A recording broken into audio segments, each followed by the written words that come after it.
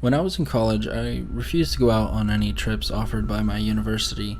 I disliked the idea of sleeping with a bunch of my classmates who were, by all means, almost complete strangers. I finally decided to give it a shot after my parents basically nagged about it for a straight month.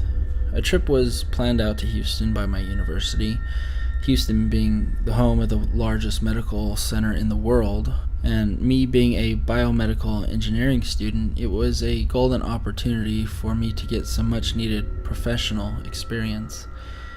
After a rather uncomfortable ride on the plane alongside my classmates, we arrived at our apartment building, the Meritage. I shared room 1018 with 5 classmates: David, Alex, Freddie, Charles, and Richard.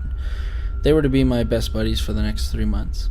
David and Alex were nice guys, and I think Alex and David had known each other much longer before our schooling, so they had the master bedroom. The best way I can describe Richard was by his nickname, Jerk. Pompous, annoying, self-indulgent, and selfish are just some of the adjectives that come to my mind when I think of the guy. He slept with Freddie in the last room of our 3-bedroom apartment. Freddie was annoying, so I was glad that he was not my roomie either. I slept with Charles. He was a quiet fellow who had a heart disease I was made aware on the trip after he had been hospitalized 2 weeks after our arrival.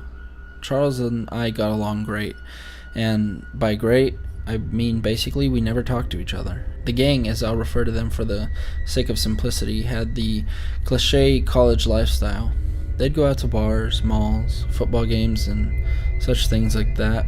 I tagged along to some of these, but for most of the time I enjoyed the solitude of the apartment.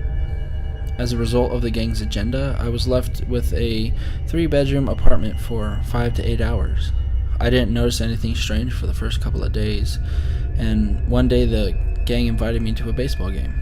I wanted to go, but I couldn't because I had to finish my next semester schedule. My university would open classes within hourly time frames, and if you missed your assigned time frame, you were pretty much screwed. I stayed in the living room with my loyal white MacBook, keeping an eye on the opening classes. I noticed that the apartment was quite calm after the gang left. I could hear the first raindrops of what I would later find out was Hurricane Alex's greeting card to Houston. I don't remember ever making a sound. The one feeling I do remember was an uneasy feeling that I was being watched. It was the sort of feeling you get when you know something is inherently wrong. I turned my head around towards the entrance of Alex and David's master bedroom, and my heart dropped. I just saw a glimpse of it, but I was sure I had seen a pale white figure with black, almost obsidian eyes watching me. Its hands grabbed the frame of the door like it was some lonely cartoon. As soon as I laid my eyes on it, the thing pulled back into the master bedroom. I tried to move, but I was frozen in place, and my mind raced with explanations of what it could be and just trying to figure out what I had just seen. It must have been a light trick, an illusion. It must have been a light trick, an illusion. My mind was playing tricks on me, perhaps. I tried turning my head back and forth, watching the same doorframe. Nothing was there that could offer me a rational explanation of what I had just witnessed. I finally stood up from the white sofa and moved toward the kitchen. I figured the kitchen was the best vantage point since I could see all 3 of the bedrooms, and it also had a hefty supply of knives. I kept my eyes glued to the master bedroom. I could see that David and Alex had left a couple of dirty clothes on the floor rug. The blinds of the room were closed, but slivers of light could enter a small separation between them. I suddenly felt silly. I thought to myself that I was just being paranoid and was probably just playing mind tricks on myself. I walked up to the fridge and grabbed a cup from the sink and poured myself some cold water. As I turned around to return to my sofa, something moved in the master bedroom again. I reached for the biggest knife that I could find in the drawer. I could have almost reached for the door and run out of the apartment, but I didn't. I knew I was turning myself into the usual dumb chump who would get killed in the first scene of a horror flick. I gripped my knife as I walked into the master bedrooms. The sheets on the king-size bed were a bit messy and undone. The bathroom door was open, revealing the tub and shower that David and Alex had used. A couple of shaving tubes, blades, and toothbrushes decorated the bathroom stand, and I was surprised to see that they had a closet. The door was closed. Even though the fear in me faded, I hesitated to open the door. When I think about it today, I keep saying to myself that I was pretty thick and stupid back then. I should have died in that apartment. I opened the closet door.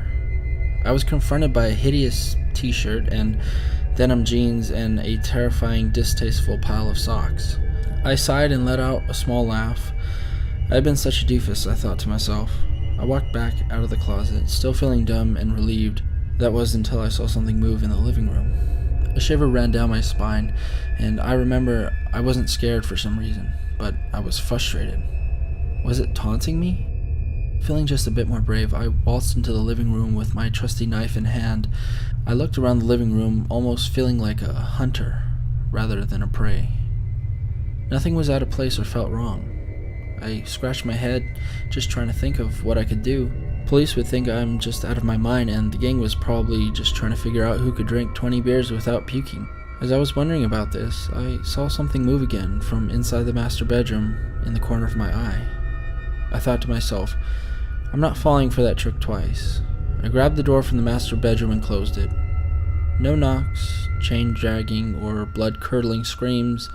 Blood on the walls, monsters, or demons came out afterwards. Everything just stopped, and I didn't feel uneasy anymore. I did sit back on the other sofa of the living room, and I had a great view of the master bedroom doorframe. I programmed my schedule and served myself some Jack Daniel's Tennessee whiskey. After a couple of hours, the gang came back. David had won the beer contest, although he'd puked shortly after the 23rd beer, and I couldn't bring up the pale thing's story because I didn't feel comfortable talking about it, and besides, they were completely wasted. Disregarding his current state, Charles Skyped his girlfriend that day. Priscilla had decided to tell him that they were breaking up. It's tough to hear a man cry, and it's even tougher to hear a man cry at 3 a.m. in the night.